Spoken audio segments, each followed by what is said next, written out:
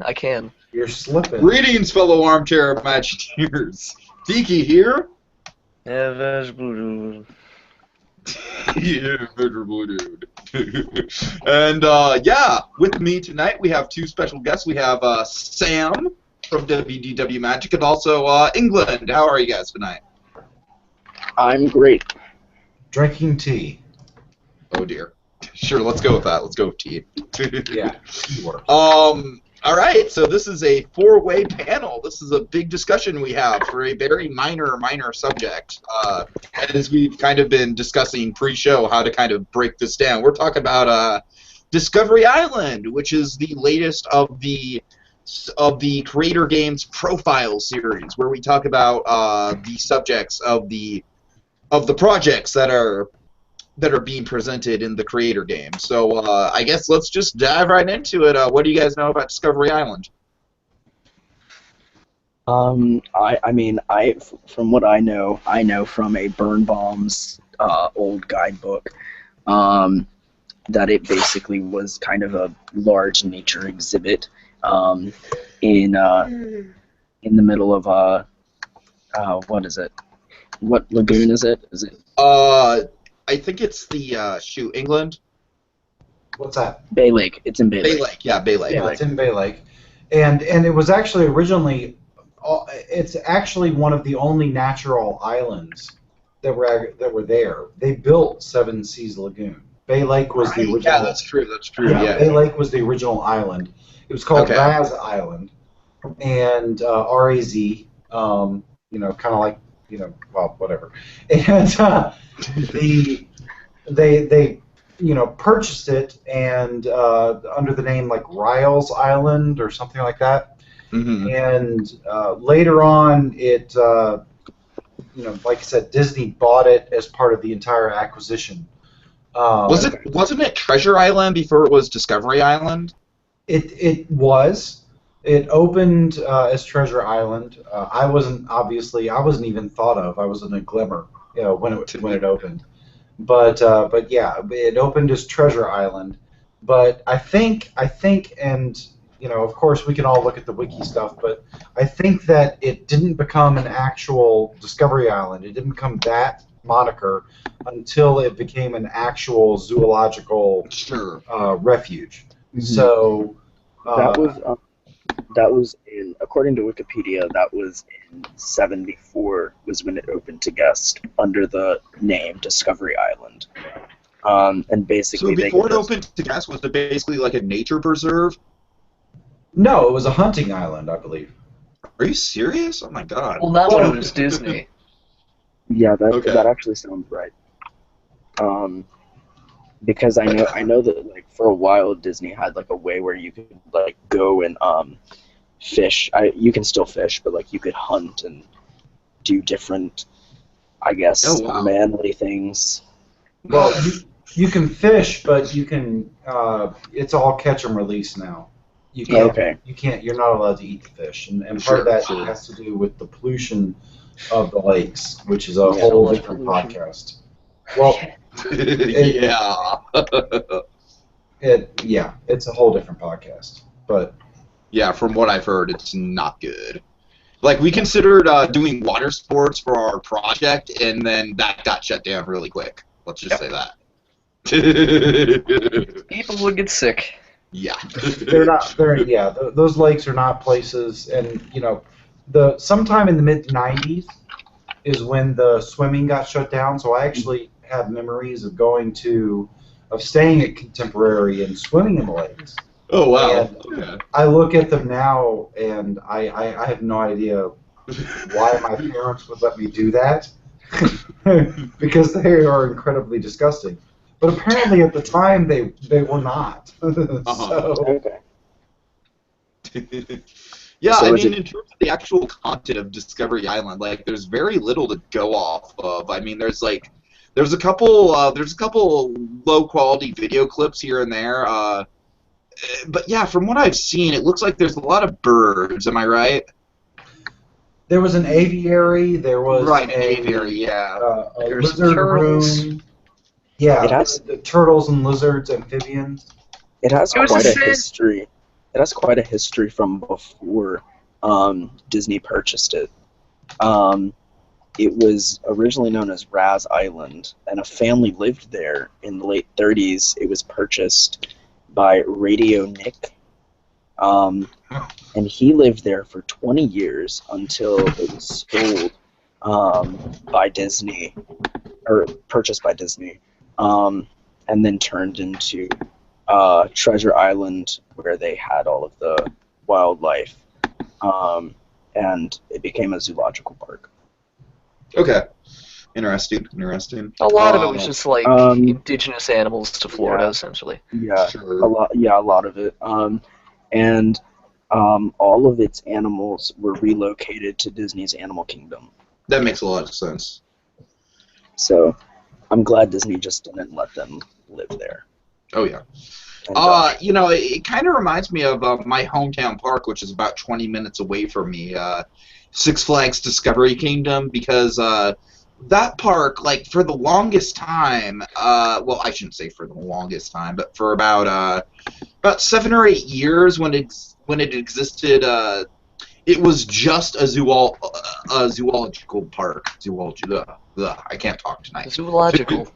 Yeah, it was just a zoological park. There were shows, you know, there was a dolphin show, a killer whale show, there was elephants, reptiles, tigers, you know, all that stuff. But there was no rides at all. It wasn't until Six Flags bought it out that they were just like, yeah, we're going to just put a bunch of roller coasters in the old parking lot. But it does remind me, like, Six Flags, like, they have the aviary, you know, they have right now it's just kind of like a little kind of section in the back of the park that has all the animals in it, and I'm glad it's still there. But yeah. Well, I think some of what made Discovery Island as it progressed, and this I'm jumping way ahead in our podcast in terms of history, but I think what made some of it kind of not so interesting is that local zoos, like what you're talking about, got so much better. I mean, I remember going to zoos in the early 80s, and like your local zoo, unless you went to like San Diego or one of the big names, you know, Washington, D.C. National Zoo. Well, it's not in D.C., it's actually north. But the point is, they were terrible. They were boring. And now you can go to like I went to the Columbia Zoo in Columbia, South Carolina. I mean, how big can you get than Columbia, South Carolina? But it's an awesome zoo. I mean, it really is a fantastic world-class zoo with great experiences.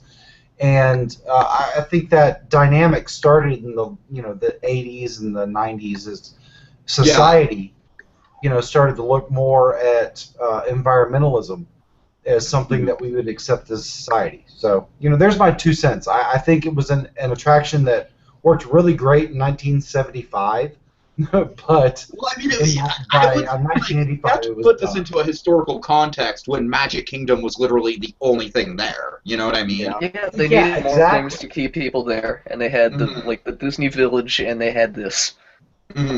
Aside from in context, it's interesting to know that it is like, because Walt Disney World now, it's known for, like, holy crap, you could just take a week vacation there and not go to any of the parks practically.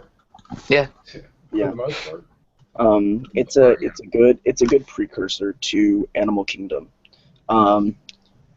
because at the time Animal Kingdom wasn't there, and I think Animal Kingdom is, even though it's not a zoo, I mean, it kind of fills that animal. Animal Kingdom is basically like Six Flags Discovery Kingdom on a mega budget without cheap roller coasters. Besides Primeval Roll. Or Tampa, Florida, which is who they were targeting. Busch Gardens. Oh, yeah, absolutely. Busch Gardens is like... Busch Gardens, I'm sorry, yep. Busch Gardens is like the primary inspiration for Discovery Kingdom, I would assume. Yeah. Well, actually, Discovery Kingdom is kind of like this weird mix. It's like Busch Gardens and SeaWorld in a blender, and it's not as good as either of them. But it's home, and I love it regardless. Opening up that Ring of Fire flat ride in a couple weeks. So excited. You're right. what worked well with Discovery Island, though, was, it was right across from the only water park at the time. Yeah, right, Yeah. That's right. actually how you get there. Mm-hmm. Yeah. Yeah. Then What? didn't you get on a boat? And Yeah. You get on a boat right outside of the water park at Fort Wilderness, and you take it across over to the island. Oh. okay. Now, Jokers, England, you actually have been there, but you have no memory of it whatsoever. None at all. I mean, I know for a fact I've been there. I went in '83, and we stayed in the Contemporary, and we went to the water parks, and we went to Epcot when it opened, and I'm sure we went there. I know for a fact we went there. I'm sure somewhere in our family photos there are photos of it, but I don't remember it at all. Which So tells that kind you of just speaks to the fact that it was forgettable, right? Yeah, well, when you're 4, and I would have been 4 at the time, or 4, and it just not that great an experience. Probably Right. pretty good for like what Joker said, keeping people an extra day. Yeah. To do like the water park and go to Discovery Island. Of course, yeah. That was the whole idea.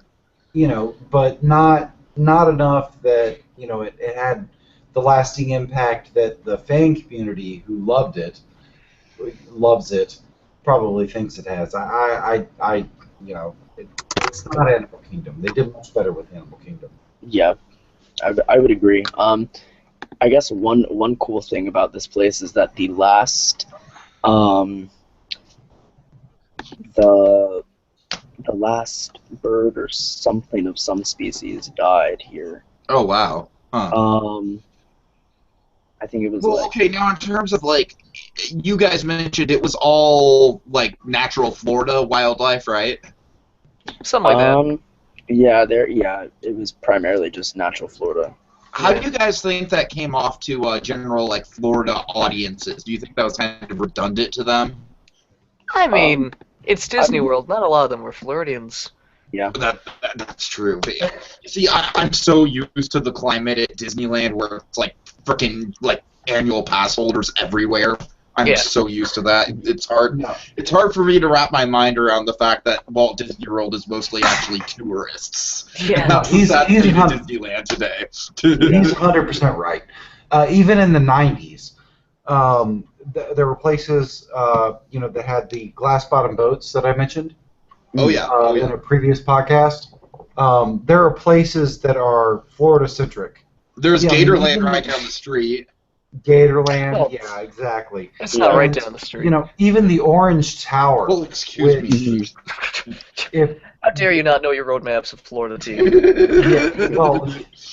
always thought that Orange it was Tower, literally just right outside of Disney World. Yeah, Just, you want to get to Gatorland? You just gotta go to Magic Kingdom and keep from taking a right. Take a right. It's right on your left. It's a monorail or a 20-minute bus ride. Okay. But yeah, a lot of stuff in Florida is very, very tourist centric. I have family that live in Tampa, and I love Florida. It's like a second home to me. But a lot of the stuff there is very tourist centric, and it seems like it's got. Oh god, yeah. I mean, look at Orlando just as a whole. It's freaking ridiculous. Yeah. It's the Las Vegas of the South. I mean, that's what it is. Yes. Yeah. And it's all completely family friendly too. Yeah, it's like Branson. Well, it's family friendly depending on Disney if you're on wants Disney you to think property it's or not. family friendly, but is it really family friendly? It's family friendly depending on if you're on Disney property. I mean, The Splash Mountain creepypasta that I read was not family friendly because I was just like, hey, I just went on Splash Mountain one night and it was all characters killing each other. The end. That was the first creepypasta I've ever read. It was awful. That sounds like the most delightful read. It was freaking awful. As long as it ends with Splish Splash, I would be so happy. Splish Splash. Oh, well, Splash Pal, everyone's fucking each other up. Splish Splash. Double clap for that. That's awesome. Pretty much. You made me laugh so hard I got into a coughing fit. Thank you. I'm sorry. Oh my god, that Disneyland Fun podcast is still gold, like almost 2 years later. Oh my god, it's been 2 years. Almost. Okay, so this is kind of interesting. So Discovery Island opened in '74, but River Country didn't open up till '76. Yes. So, I mean, would you just go in that 2-year gap? Would you just take a boat from the Contemporary and go to Discovery Island? No, the docks were built off of Fort Wilderness. Okay, so you could go from there to it. Okay. The primary issue was how people tour then versus now. Of course, yeah. And to give you an example, in the early 90s, maybe 90, 91 sort of time frame, it was not uncommon for families to take trips literally and sleep out of their cars. Oh God! I'm not kidding. They would buy at what was then the brand new Dodge Caravan, right? Slap a mattress in the back, and I did this with my granddad. We toured all of Tennessee, Gatlinburg. We did Dollywood.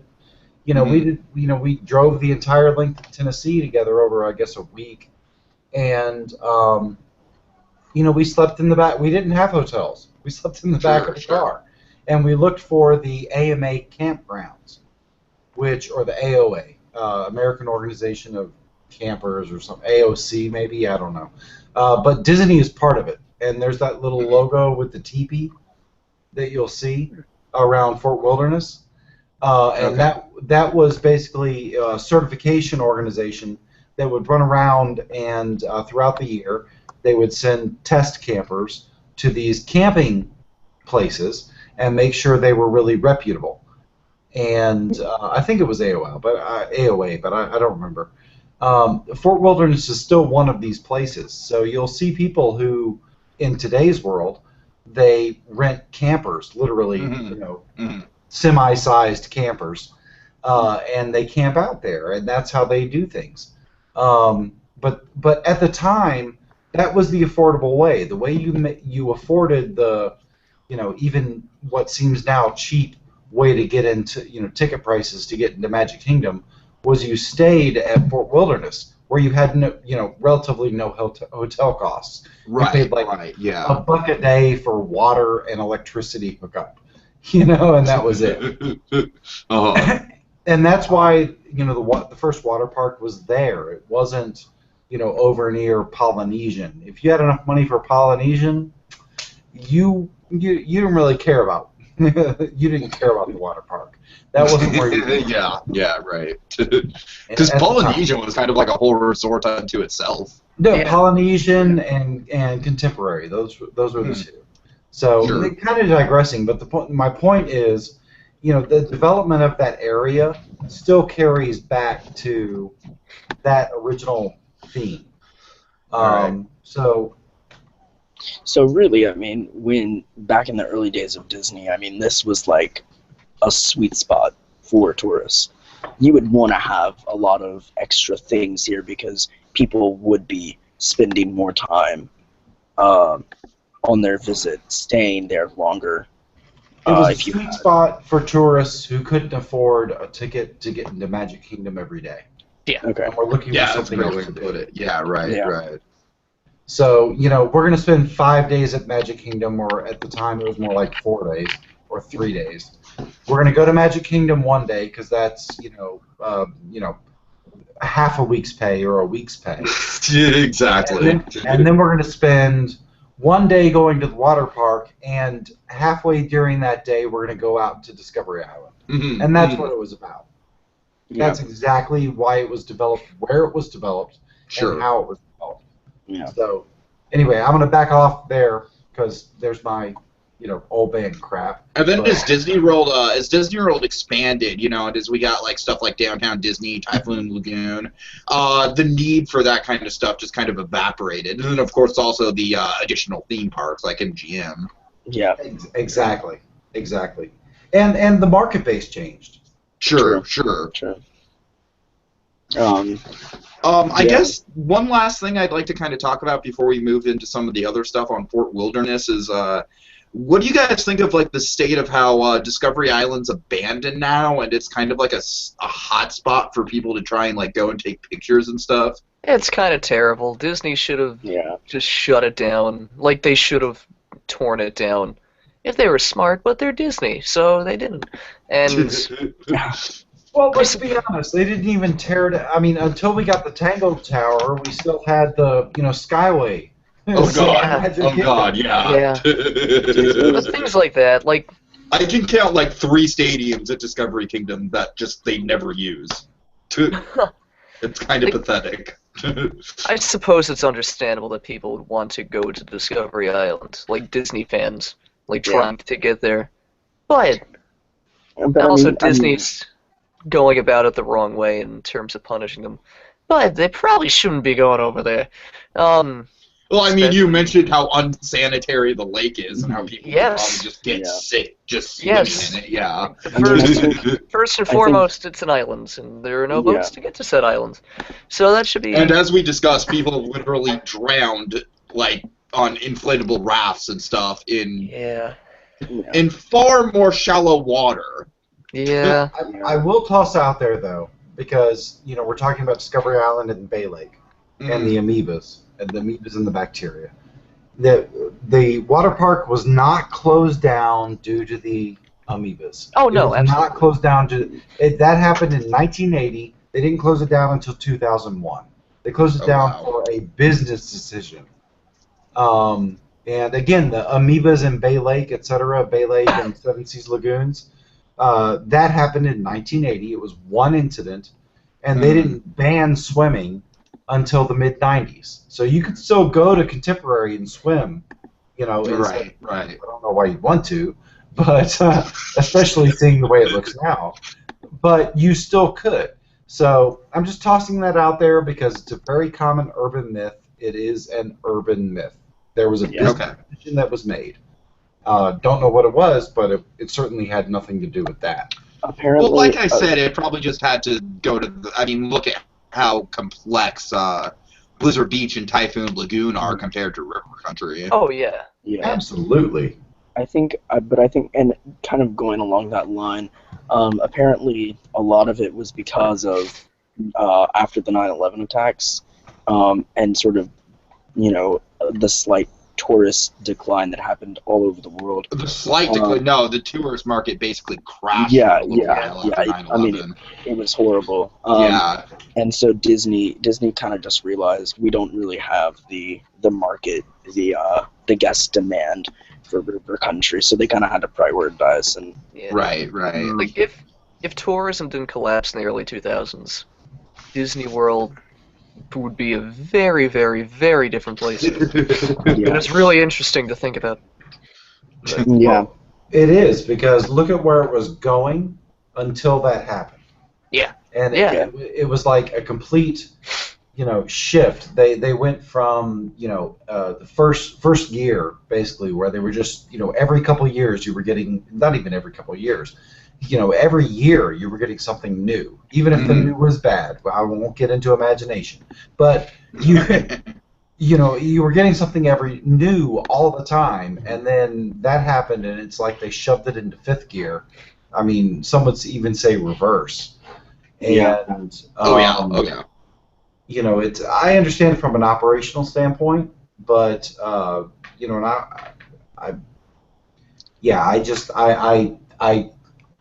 have nothing else to say. I mean, I understand it from an operational standpoint, what they were looking at. Do you guys think that Disney's sort of headed in that direction again, as in adding new things, investing more in the parks? Well, in terms of Disneyland, no.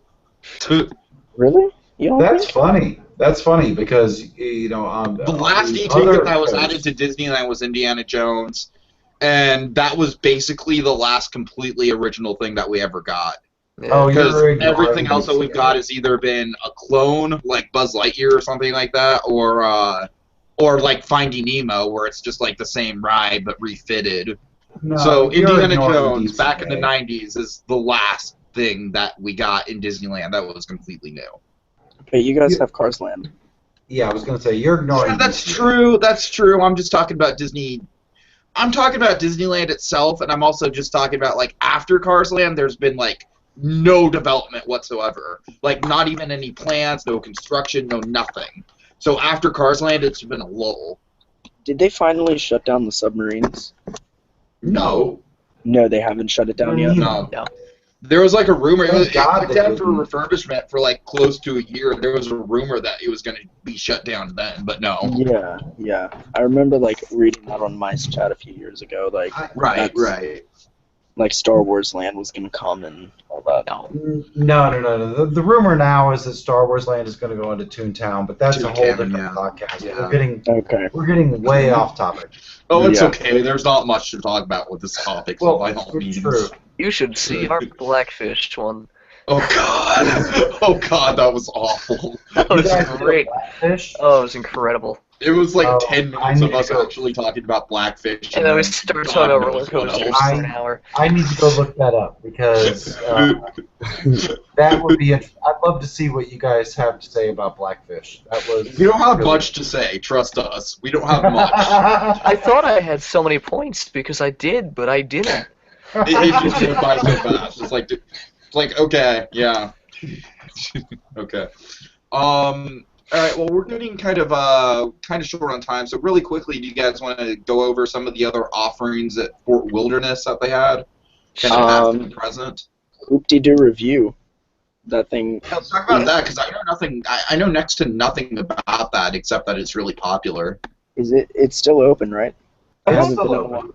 Yes, Okay, good. Hoop-de-doo That is is- still open. That is where I almost got lost. Like, You I have could a have okay. wandered into river Tiki, country. to give you an idea, it's the moral equivalent of the Horseshoe Review Yeah. at Disneyland. Oh, really? Like the original Golden Horseshoe Review? Yeah. Wally the- Bogan? Yeah, original. yeah. Yeah. Okay. Well, it's It's a far more variety act. grandiose. It's a variety act. It's So a there's no dinner theater. characters involved? Yes. Yes. Oh yeah. Yeah. There are characters? Yes, there are characters. There's dinner. Recurring characters. You can't tease Yeah. me with something like the original Golden Horseshoe Review and then say that there's characters in it. Don't do that. Oh, you'd probably love it. Like if you were to come out to the East Coast, dude, I tell you right now, go see it. If you love the Horseshoe Review, go see that. I love the Because- Horseshoe Review, though, specifically because there's no Disney characters in it. Specifically, No, there are not no, Disney no. characters. They'll They're make original references. characters. Character. okay, I'm sorry. Yeah. Okay. Yeah. Yeah, They're I like, got the picture of, like, oh, Mickey and, all No, the no, people no. singing No, that- country songs. no, it's a That's character. the barbecue. Yeah, the barbecue has, Mickey's barbecue. Mickey's Yeah. backyard barbecue. That's exactly what I'm thinking It of. Yeah. has characters, etc. But the Hoop-de-Doo has original characters who do a stage show live, not in costume. Well, they're in costume, but they're not in face costume. They're not like Yeah. Yeah. and It's stuff. And they do classic humor, classic vaudeville style entertainment.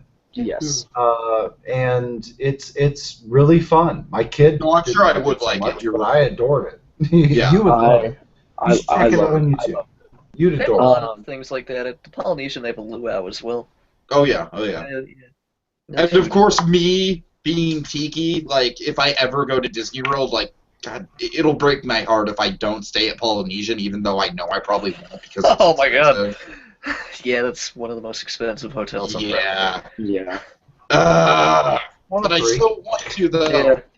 I need to, like, write a novel or something and get rich so I can Rent travel. DVC That's what I points. need to do. Oh, novels are not the way to get rich.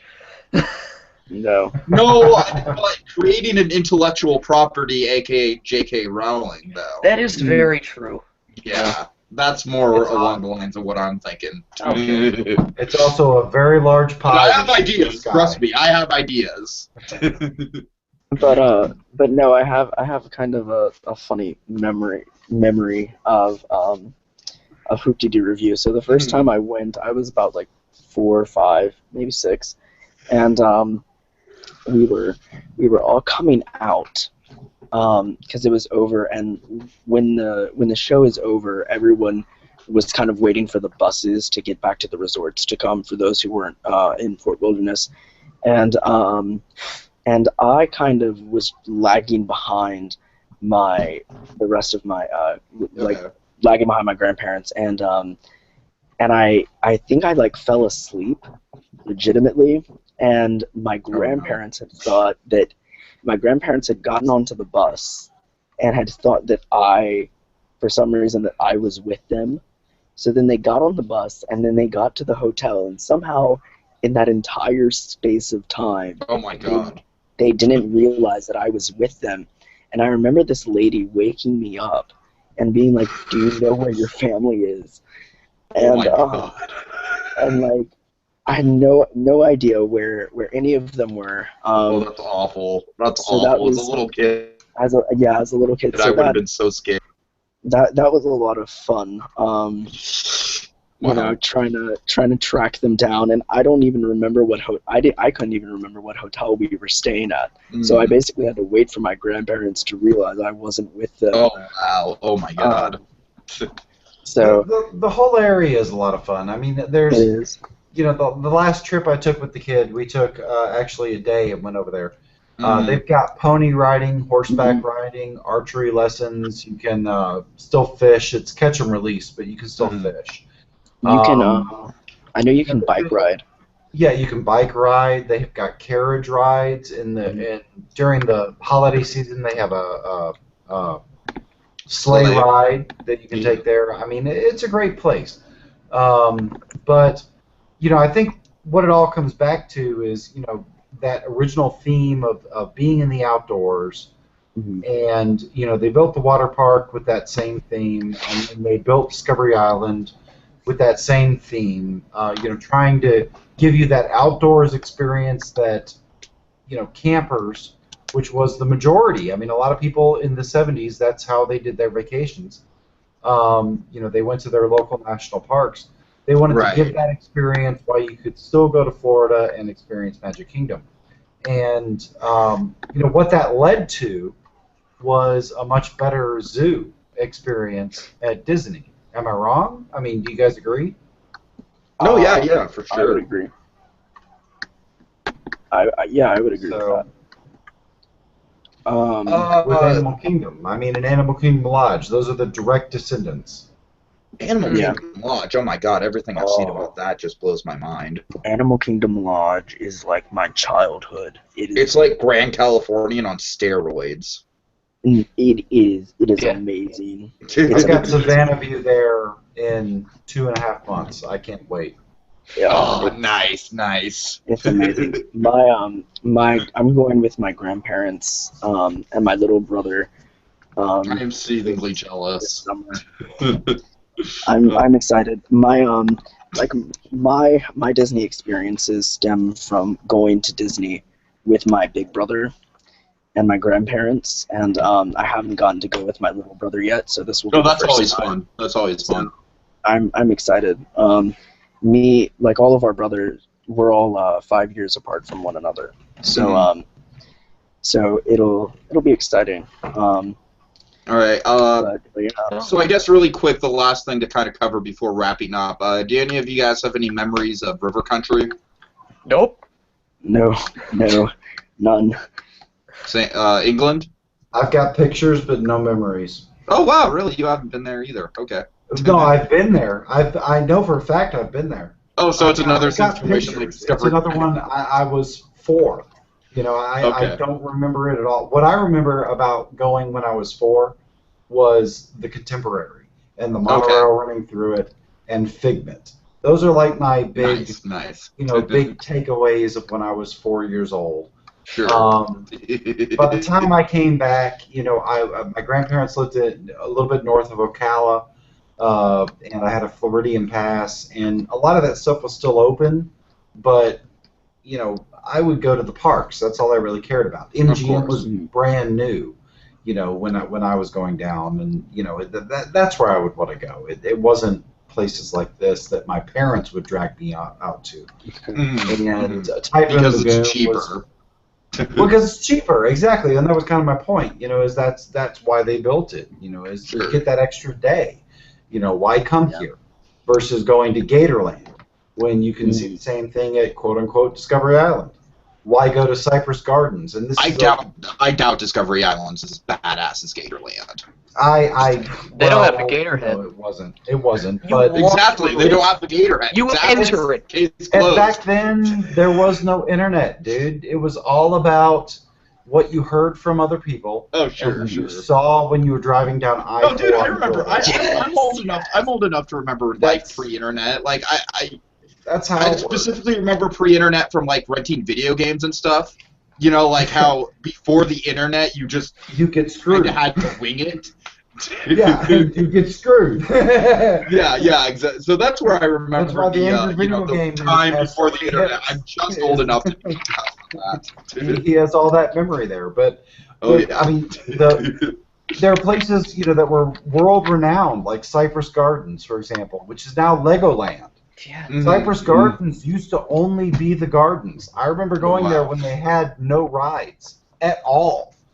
And they had to add the rides to try to compete with SeaWorld and Disney World and Universal and all that in the mid to late 80s. And I think they had one ride. They had this the Sky ride that's still there. But the point is, there was a time when the American family would vacation and they didn't need a roller coaster. They would go there and they would ride the Sky ride, where they could see all the gardens from 200 feet up, and they thought that was amazing. And then they would walk the gardens for the day, and then they'd eat their Kentucky Fried Chicken and ride back in the station wagon back to Orlando. And that's the way that it worked. And like I said, when I was growing up, we still had the Orange Tower, which is no longer there. Well, it's still there, but it's no longer a tourist attraction. That was back for the interstates. You used to drive down by the highways. And this was the biggest attraction in Florida before Disney World, was this tower in the middle of nowhere in Orange County. And literally all it was you rode an elevator to the top of the tower, about the size of the Washington Monument. That's 200 feet or so, 150 feet. And you looked at orange groves. And that was the whole attraction. And I remember doing that as a kid. Wow. Thrilling. And it was a big deal. We'd pull over amazing, and they have postcards and the whole 9 yards. I mean, oh my God. The vacation dynamic has completely changed in the last few years. You guys know about Bedrock City? No. Fill us in. You don't know about Bedrock City, really? No, never heard of it. Oh my God, you have to look it up. Adam the Woo went there. Is it? No, that's not the roadside dinosaurs, is it? Yes. Is it? The one he did recently? No, the one he did recently. Yeah, the roadside dinosaurs he just did was supposed to be like a mini golf thing. No. I'm sorry, it's not that. It's an attraction that's literally 5 minutes away from the Grand Canyon, and it's still there for some reason. And all it is it's these really, really cheap, picture the houses in Toontown except one room, and that's basically what you've got, and a really cheap. And so it's tour Barney's house, tour Fred's house, tour the school. And then there's a little playground off to the side, and that's it. You know what that sounds like is all right. So I used to live in Monterey, getting on your side of the coast. Dennis the Menace Park? No, not Dennis the Menace. When you would travel from Monterey to Seattle, along the Pacific Coast Highway, up in the Redwoods, there was, I don't know if it's still there, but there used to be a Hobbiton. Oh, hell yes, I know exactly what you're talking about. Oh my God, I've been there. Oh my God. Is it similar to that, same sort of thing? I assume so. Parts, but really cheap in others. Except Hobbiton's better because Hobbiton is deep in the heart of the redwoods, and frickin' Bedrock is literally just in the middle of the desert. Gotcha. And there's no shade at all anywhere. Hobbiton was cool. I'm sorry, Hobbiton was cool. it was just one of those like it was. No, but it was absolutely a cheap roadside. I have no idea if it's even still there. I have no idea. I'd have to look I don't into either. I haven't been there in so long. it. But No, actually, I remember like it was one day before me and my dad were about to go on a trip, like on a camping trip up near Eureka and whatnot. And I saw this book in school about about the redwoods and everything like that, and I saw Hobbiton in there, and I was like, holy crap, Dad, we have to find this place. So yeah, it was like a big thing, it was like a big mission for me and my dad, It was one of the memories I remember from moving from Fort Ord to Fort Lewis. Mm-hmm. And I don't know, I was like 12 or something, I don't remember. And of course, you're a big Lord of the Rings fan. Oh yeah, exactly. So it was a big deal, and it was pretty cool. It was pretty well done, but like you said, it was obviously a side of the road attraction. Dude, there's a lot of side of the road attractions in that part of the woods. A lot of them. It's kind of crazy. It's like an era gone by. Well, it really is. I mean, there's the drive-through tree. You know about that? Yeah, we did the drive-through tree, and our Dodge Caravan wouldn't fit. I think I remember that. We had a beige Dodge Caravan at the time. There's the walk-in tree. Like that. I have fond memories of the walk-in tree. I don't know if you ever did that. That whole area is an amazing place. Yeah, in Northern California. But kind of my point that we're tying into is Central Florida let's used to be as soon as we can. Yeah, Central Florida used to be the exact same way. That it was that way with tourist attractions, and it was the glass bottom boats, and you see the remnants of it with places like Gatorland that are still hanging on. I love Gatorland. Maybe that's the reason I'm so fascinated by Gatorland, is that it reminds me of places like that. People used to come, and they would if they did a week long, they would spend a day at Disney World, go see Magic Kingdom, maybe 2 days, and they'd go see the water park and Discovery Island, and then they'd go to Daytona Beach, or they go to Miami, or they go to Key West, and that entire tourist dynamic is changing, or has changed. I can't even say it's changing. It's completely changed. People don't do the Great American Road Trip anymore. Sure. It's just not how they do it. You hop on a flight, you take the flight, 2 hours later you're there, or 5 hours later in your case, and then you get on the MDE or the Disney Magical Express, whatever, and then you take that to Disney World, and then you're in the Disney envelope for a week, or the bubble for a week. Exactly. And then you fly back home, and that's exactly how they do it, and that's exactly what they're crafting, and exactly what they're marketing. And I'm not saying it's a bad thing. It's just when you want to look at theme parks and you want to look at the history of it, which is what this entire podcast has been about. That's something you have to understand. And I'm just gonna leave it there, because I could talk for another hour. I think we don't have another hour. No, I think that's a perfect place to end this. Guys, I want to thank you guys, because this has been a really, really good conversation about just the nature of tourism in general. We really got deep into this. It was really good. So, thanks to all of you guys for coming on. And any last words to kind of tie everything together? I think England tied it in. He did. All right. Pretty solidly. All right, Adventure Blue Dude, give us some parting thoughts. Putting you on the spot. Parting words of wisdom. Always wash your hands. There we go. Have a good night, everyone.